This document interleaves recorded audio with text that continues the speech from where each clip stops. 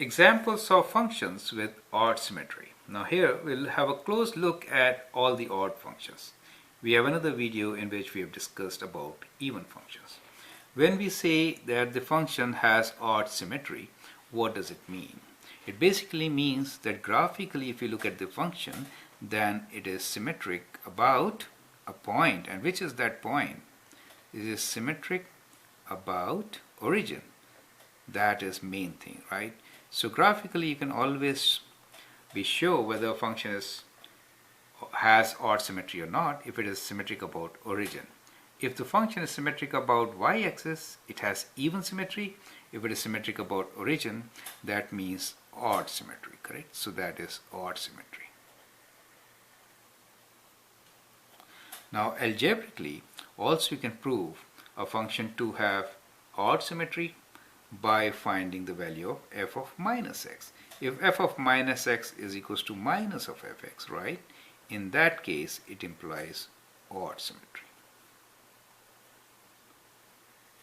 So these are the two ways we can easily figure out whether a function has odd symmetry or not. If it is even, then f of minus x will be f of x, right? Otherwise, it is neither, right? So that is how it is. Now, let us list few examples which are odd in nature. That means they have odd symmetry, right? So here are a few examples. So we'll draw ones. Y equals to x is a very good example. So f of x, you can say y, which is y equals to x, right? That means a straight line going through the origin. It is symmetric, right? So symmetric about origin really means that we have 2 points which are mirror image of one another. So that is the symmetry we're talking about, correct? So I hope it makes the concept clear that a function is having odd symmetry means it is symmetric about origin. And this means what? This means if I write f of minus x, what do I get? I get minus x, which is indeed minus of fx, correct? So that is what we mean. And therefore we say it has odd symmetry. Is that okay? Now we have so many examples. Now the other function which I could say is now, let us say x cubed, right? We know x squared has even symmetry, but x cubed has odd symmetry, right? So x cubed is kind of like this. As you can see, it also is symmetric to about origin. So if I draw a line like this, for example, correct? So a point here and a point here, they are symmetric.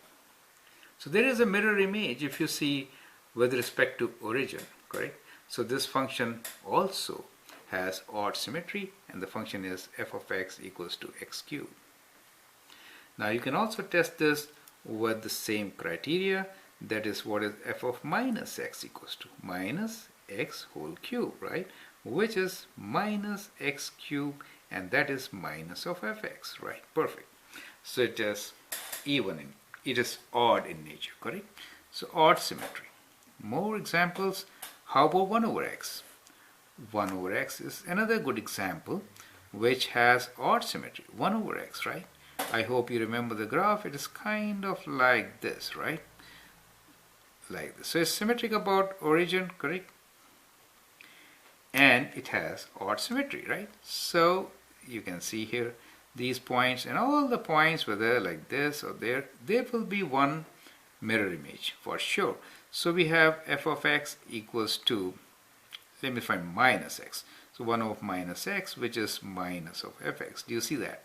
F of minus x is again equals to minus of fx. So we proved in all these cases that f of minus x equals to minus of fx, right? They are all odd symmetry. Can you tell me some more functions, right? Now one trigonometric function, if you remember, which has odd symmetry, well, it is sine function, correct? Sine function, but what we normally do is we just take it from minus 90 to plus 90. Okay, now in any case, sine function has odd symmetry. It is f of x equals to sine x, right? What is f of minus x? Can you tell me? Let me use different ink now. F of minus x equals to sine of minus x, correct, which is minus of sine x. And that is indeed minus of fx, because fx is sine x. So it has odd symmetry. Do you see that? Now, what are the other functions which could be odd? So if I combine these types of functions, I should get odd function, right? So that ways I can make a lot of odd functions by combining these functions. For example, I can combine these functions. So if I write f of x equals to, for example, x to the power of 7 plus x to the power of 5 plus 2 times x cubed minus x. Now all these terms are odd in nature, and therefore this function will also be odd function. So that is how we can get more odd functions, right? So combination of odd functions will give us odd function. Important thing here in these functions is that each and every term should be odd in nature, then their combination is also odd, right? Similarly, for even function, we could have written an expression with x to the power of 6, 4, 2, and a number, let's say 5, right? Remember, if I write a number, then x is to the power of 0, which is treated as even, right? So this is also an odd function. So like that, we can have a lot of odd functions, and so what we will do in coming exercises is that we'll have algebraic equations which could be of this form, right? So, and then we'll see if they are odd or not, right? For example, we can have a function like this. Do you see that? So this function could be also an odd function. It's symmetric about the origin. Do you see that? So we can have many functions which are odd. The important thing is, if you look at their graph, then they're symmetric about origin. And algebraically, if you find f of minus x, you should get minus of fx. I hope that's absolutely clear.